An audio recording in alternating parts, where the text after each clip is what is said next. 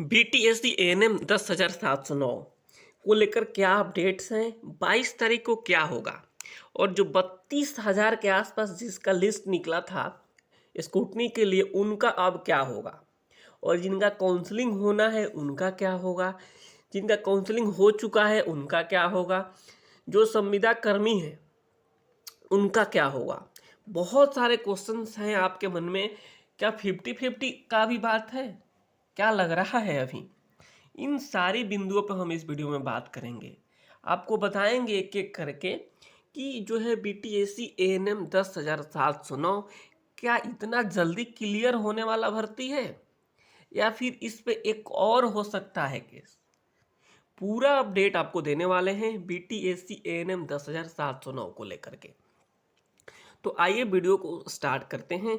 उसके पहले आपसे कहेंगे कि अगर आपने फॉर्म भरा है ना बीटीएससी एएनएम वाला, तो इस चैनल को सब्सक्राइब कर लीजिए। आपको एक एक करके सारी बात बता रहे हैं। तो आइए, अगर आपने चैनल को सब्सक्राइब कर लिया तो आगे बढ़ते हैं। ये देखिए, जो एएनएम भर्ती है इसमें जो है अभी 50-50 की जो बात कहा जा रहा है। कई वीडियोस मैंने देखा है जिसमें कहा जा रहा है कि अभी भी 50-50 की बात है, लेकिन ऐसा कुछ होने वाला है नहीं। काउंसलिंग अपडेट को लेकर ये है कि जिनका काउंसलिंग हो रहा है उनका होते रहेगा। कई लोगों के मैसेजेस आए हैं जिनका 28 तारीख का काउंसलिंग है। तो मैं बता रहा हूँ कि जिनका काउंसलिंग होना है आप लोग अपने डॉक्यूमेंट्स को तैयार रखिए, उनका काउंसलिंग होकर ही रहेगा, पहली चीज़। दूसरा कि जो है यहाँ पे देखेंगे कि 22 को क्या हो सकता है। आपको हम कोर्ट का जो है वो दिखा भी देते हैं। यही जो चीज़ है यहाँ पे आपको दिखा देंगे कि 22 तारीख को ही डेट मिला है। यहाँ पे आप देखिए कि यहाँ देखिए जो है 22 तारीख को ही डेट मिला है, 22 फरवरी 2024। उसके पहले सारी चीज़ें क्लियर नहीं हो पाएगी, क्योंकि कई जगह के उदाहरण दिए गए हैं कि इस स्टेट में इस तरीके से हो गया, उस स्टेट में उस तरीके से हो गया। चलिए 1 मिनट के लिए हम मान लेते हैं, 1 मिनट के लिए हम मान लेते हैं कि जो केस किए हैं उनके हिसाब से अगर चलता है तो जो लोग नए फॉर्म अप्लाई किए हैं उनका अब क्या होगा। इसमें किसको नुकसान होगा? नुकसान उनको हो सकता है जिनका परसेंटेज कम है।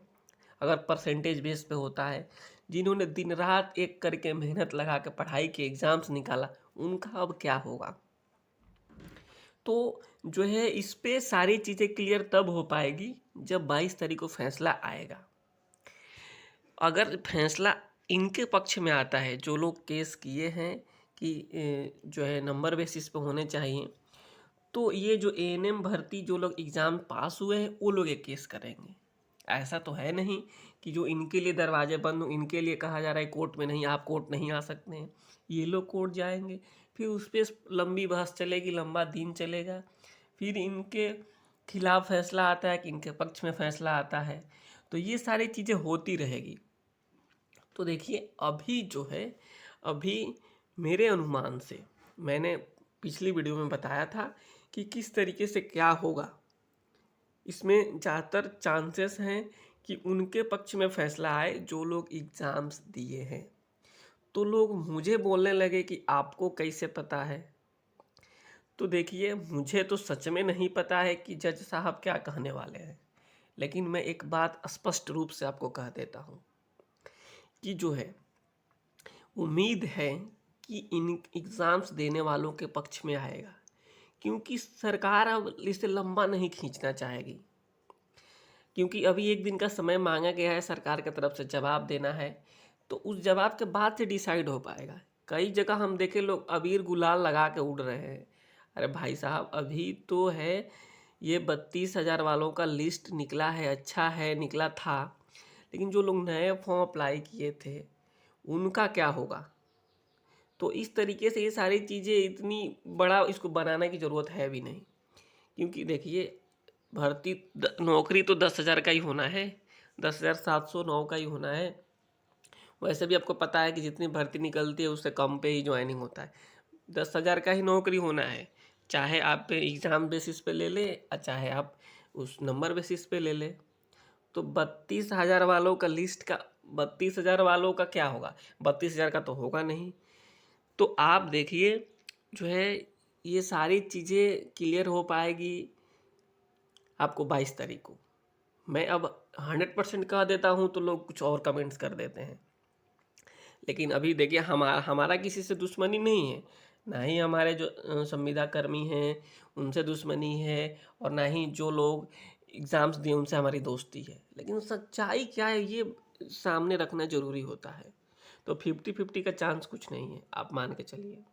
एएनएम भर्ती अगर इनके खिलाफ आएगा तो एक और केस होगा और ये भर्ती लंबा खींचेगी। मैं साफ शब्दों में कह रहा हूँ, बिल्कुल साफ शब्दों में।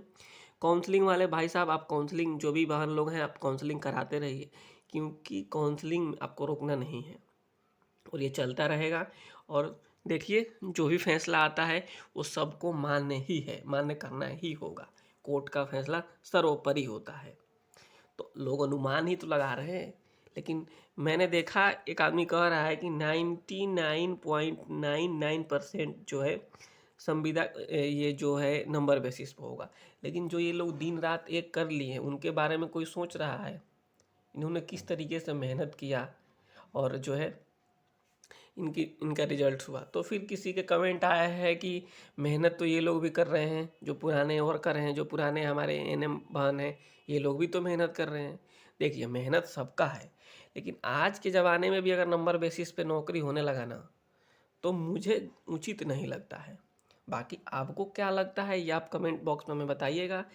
और साथ ही साथ मैं आपको बता दूं कि जो लोग एएनएम भर्ती वाले हैं, मैं एक व्हाट्सअप ग्रुप बना रहा हूँ, आप लोग सब ज्वाइन कीजिए। जैसे कोई फैसला आता है फिर उसके बाद हम लोग आगे क्या करेंगे इस पे देखा जाएगा और इस पे बातचीत किया जाएगा। तो मैं उस व्हाट्सअप ग्रुप का जो है लिंक भी आपको नीचे दे दूँगा, जो केवल एएनएम वालों के लिए मैं बना रहा हूँ। तो बाकी कोई ऐसा अपडेट आता है तो आपको यहाँ पे तुरंत बताया जाएगा। फिलहाल आप लोग खुश रहिए, स्वस्थ रहिए, किसी तरीके का जो है टेंशन आपको नहीं लेना है, क्योंकि क्या होगा किसी को नहीं पता है, ये भविष्य के गर्त में है। लेकिन जो एग्ज़ाम्स दिए हैं वो बिल्कुल पॉजिटिव रहें, खुश रहें। मैं तो यही कहूँगा कि उनके यहाँ खुशी का भी माहौल चल रहा है, क्योंकि उनको काउंसलिंग के लिए बुलाया गया है। जिनको काउंसलिंग के लिए बुलाया गया उनकी नौकरी हो जाएगा, क्योंकि सीट से तो कम ही लोगों को बुलाया गया है ना। तो आपको खुश रहना ज़रूरी होता है। खुश रहिए, स्वस्थ रहिए, और बिल्कुल जो है आप जो है वीडियो देखते हुए आनंद लेते रहिए। फ़िलहाल आप ये मान के चलिए कि जो है 22 तारीख को कुछ होने वाला, तो क्या ही कह सकते हैं इस पे। देखिए आपको नौकरी तो होनी ही है 10,709 लोगों का। अब एग्ज़ाम्स बेसिस पे ही ज़्यादातर चांस है कि एग्ज़ाम बेसिस वालों का ही होगा। बाकी संविदा कर्मी हैं, यानी जो लोग केस किए हैं पहले वाले कि हमें नंबर बेसिस पे कर दिया जाए, उनके बारे में भी सरकार क्या निर्णय लेती है इस पे आगे आपको बताया जाएगा। बाकी हमारे चैनल को सब्सक्राइब कर लीजिए, और जो है मैं एक ग्रुप बना रहा हूँ उसका लिंक मैं नीचे दे दूँगा डिस्क्रिप्शन में या कमेंट बॉक्स में, आप वहाँ से ज्वाइन करके और सब लोग क्या होगा आगे उस पर बात करेंगे। लोग मिलते हैं आपसे अगले वीडियो में, तब तक के लिए नमस्कार, धन्यवाद।